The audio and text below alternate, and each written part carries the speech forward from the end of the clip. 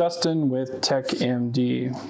We got a Pixel 6 Pro. I actually replaced the lens and tried to clean the cameras the best we could, but unfortunately the camera was bad.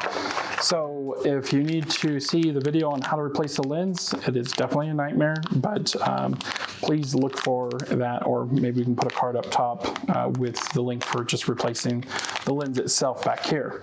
But if you have to replace the camera itself, this is a lot more involved. This is not something I'd recommend for the non-professional, but what we're gonna have to do is take off the front screen and carefully, without breaking it, and then disassemble the phone, replace the camera, and then reassemble it all. It's going to be quite the long journey.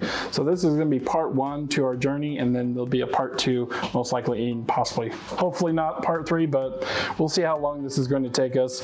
I'm hoping it'll be pretty quick. You're going to need several tools to do this. This is my absolute first time doing this, so I have no clue how long it'll take or if I'll have any booby traps. I did a Google 6 Pro and I tore it down a little bit because the motherboard was bent from someone crushing it in a door, but it's not too complicated, but it's complicated enough that I wouldn't recommend attempting this yourself, because if you break that screen, you're going to be paying a lot of money to replace that front screen.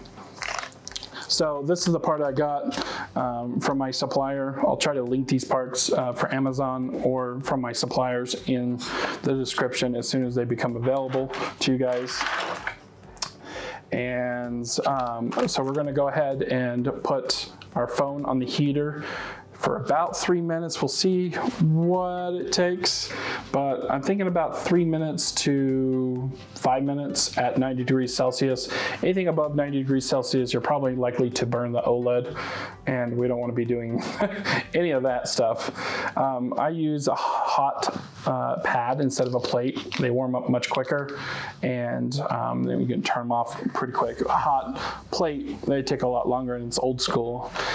Heat gun is too indirect, and you're gonna very well likely burn your OLED, so I wouldn't recommend a heat gun whatsoever. I would recommend professional equipment.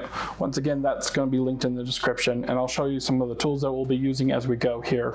But right now, mine is warming up, so let's move forward to the video and go from here. Okay, as you can see here, I have it at 90 degrees Celsius and flat down on its glass, and what I'm looking for is just hot to the touch, where it's right around 160 degrees is going to be pretty hot, or 90 degrees Celsius. That's why you got to let it warm up for a little bit. This does have a screen protector on it, so it may prevent heat from entering into the display.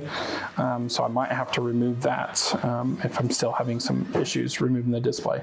We're going to be using some alcohol as well to help remove this display here, but just waiting. It's pretty much up to the point where it's hot. So after we get it hot to the touch, make sure you use gloves, and we want to get in between the metal frame and the plastic frame instead of glass and plastic frame, because we want to lift it straight up from the metal frame here. And I feel like we're going to need some alcohol to help us loosen up the glue here.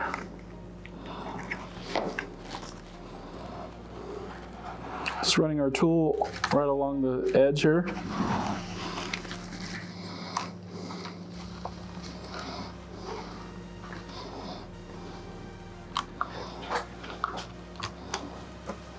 Get some more alcohol right here. Some speaker there, so we're just gonna try not to put any in there. So we got enough room to put a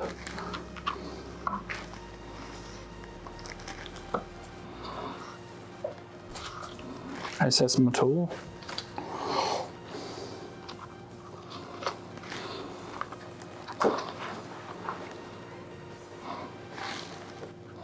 And we've got the screen lifting up, that's good. Now we're just going to run some alcohol along the edge here.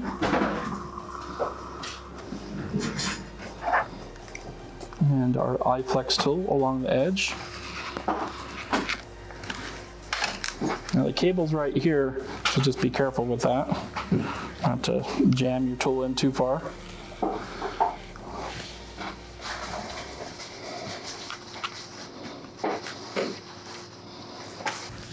And then we got that successfully lifted up on all corners.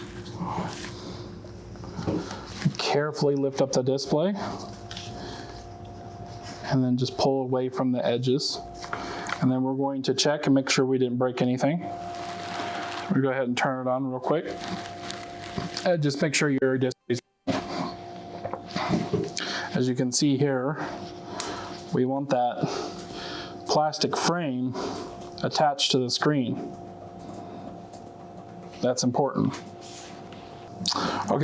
The phone went ahead and turned itself off. That's just because it was already fairly warm. And so when you have it to a certain temperature, your phone will have an overheat message and just straight turn off. So you have to wait to fully test the display, but from what I've seen, the Google logo loaded up with no lines. So it looks like we accomplished that without breaking anything.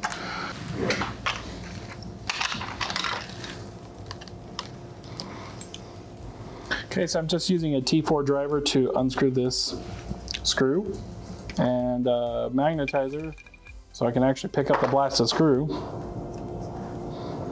How nice. And let's get some tweezers.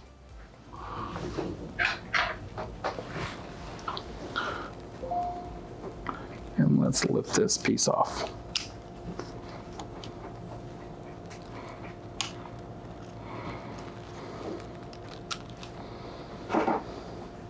I'm gonna try to keep all these screws organized based on where I found them. That way everything goes back in its right hole container.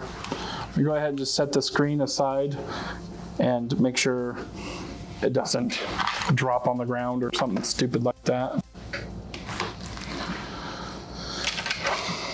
All right, so our camera's directly under here, and we got some brackets that hold down the board. So it looks like we're gonna have to remove all these screws to get below here.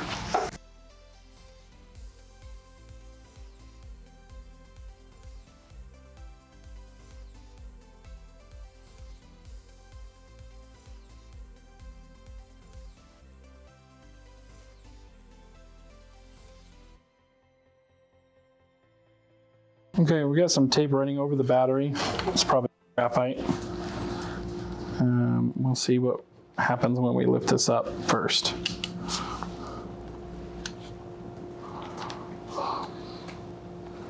I'm hoping there's no hidden screws right now. That would be sucks. I think we can lift this up, the SIM staying in there. Yep, we can.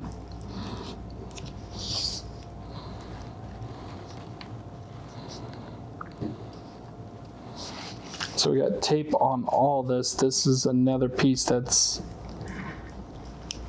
being held down. I suspect we're gonna have to remove this screw here, but I'm not sure. So very carefully remove the graphite. And I say carefully, meaning you don't want to puncture the battery. If you do that, it could blow up or light on fire, spit lots of toxic fumes, so you don't want to do any of that.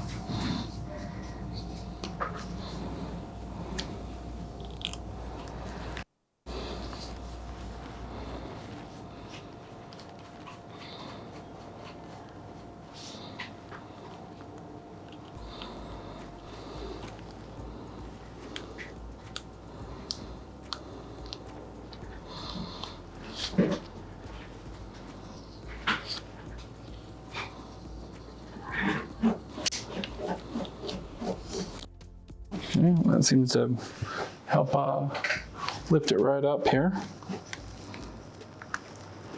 We got another, oh, okay, that's the camera. So we'll just go ahead and just carefully lift this graphite right off and then just set right there. We don't need to move it further. Here's our battery. We can disconnect that just for safety. can finally disconnect it. That's nice of them. And our rear cameras. Disconnect that. Disconnect that.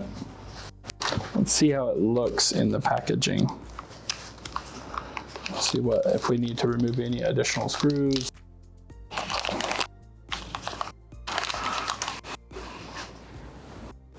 Yep, so we're gonna have to remove that screw right there.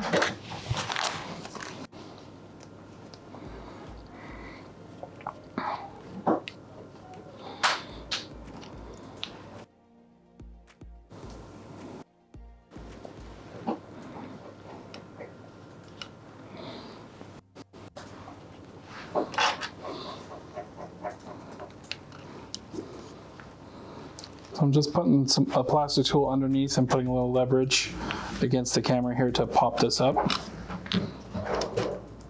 And carefully removing the defective camera. As you can see here, they're molded together and they're probably not separable, unlikely. But this has the OIS, looks like, and it looks completely broken, and that one doesn't.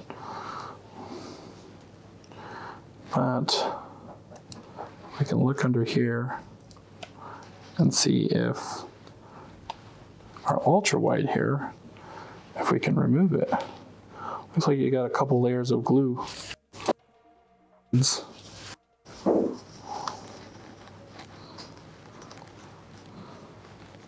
I would assume that if you can be careful enough, you could move this and transfer it to another, maybe that one has a bad ultra wide and this one is not, so for salvage. What I'll do here, because I do want to experiment in the future, is to write this as bad main, good ultra wide.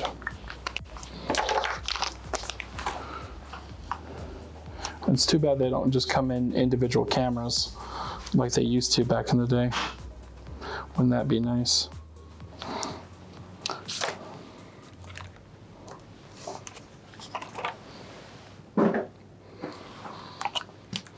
So one thing I want for sure to know is before I put this camera in is make sure nothing else got in that lens before I set this down. That can happen pretty quickly with dust and you name it. Prints by accident, whatever. So I'm just going to clean the outside lens here real quick.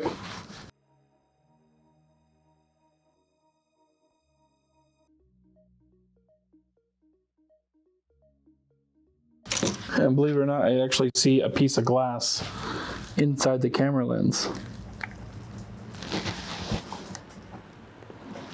I'm going to try to remove that piece there.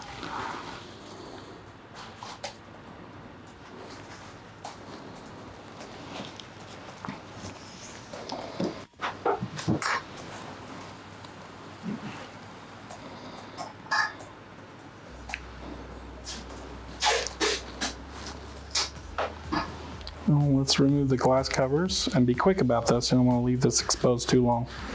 Dust is a-flying.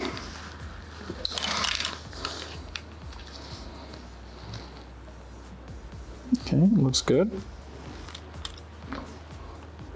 And then let's put it down.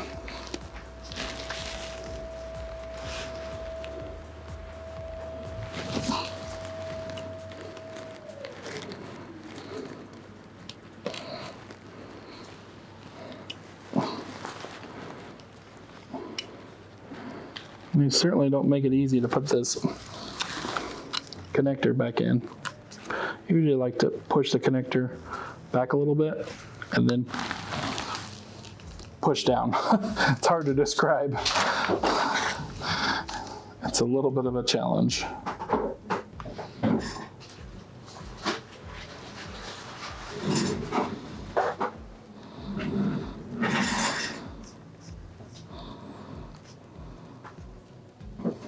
Well, Was that screw before? You know, I think that screw was before.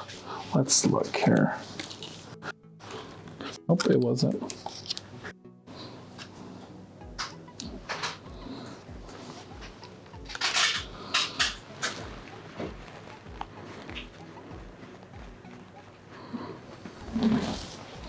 Okay. Let's carefully put our battery connector back on and drop our bracket back down.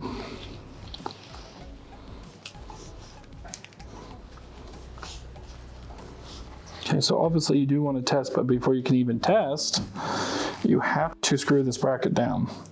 What happens with this bracket is it reflects the absorbs some of the heat. It's probably some kind of nickel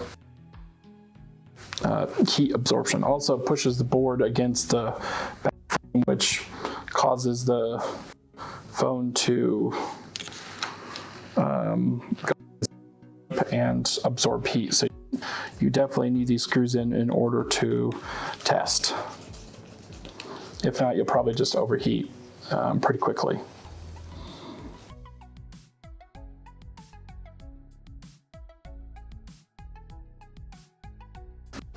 Okay, next is to grab our screen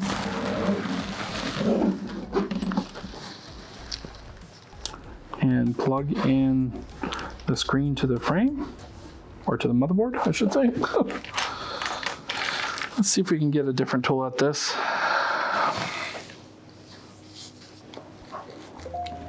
So once we just get it temporarily clipped in here, now the next is to test. And make sure you test like against a white paper, make sure there's no blotches or anything like that on the screen. You may have seen that in my Pixel glass removal only for the back glass, so just be aware of that. You'll have a message saying the phone might have turned off due to heat, and that was because I was trying to turn it on and make sure the screen was good. This is something, if you're doing for customer, you definitely want the customer there unless you can grab the passcode, but we're all about privacy, so we try not to do that. I would say the camera is having trouble. That's a trip. Look at that.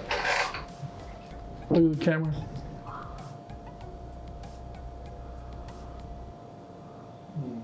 The autofocus is right. Yeah? Mm-hmm. Okay, well that didn't work, so we're going to do another one.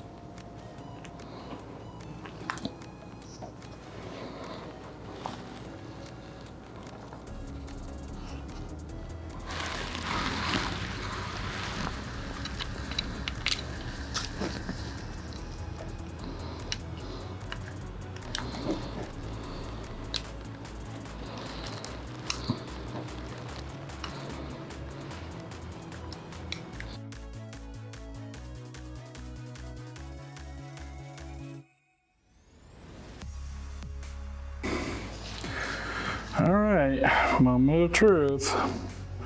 That looks better. So we're just gonna take a few close-up shots and I'll be going through it.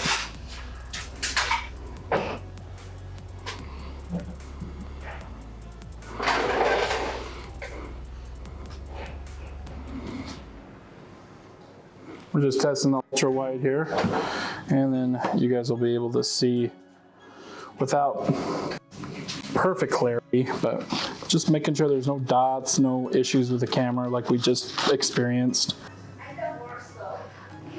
All right, so we're overlooking the pictures here and making sure they look really good. So the best way you can do it is pinch to zoom and just analyze the picture and make sure you feel like that picture is looking pretty sharp. That's the ultra wide. And this is the regular, not zoomed or anything, or up close. And so we're looking pretty good here. Just more pictures of my equipment.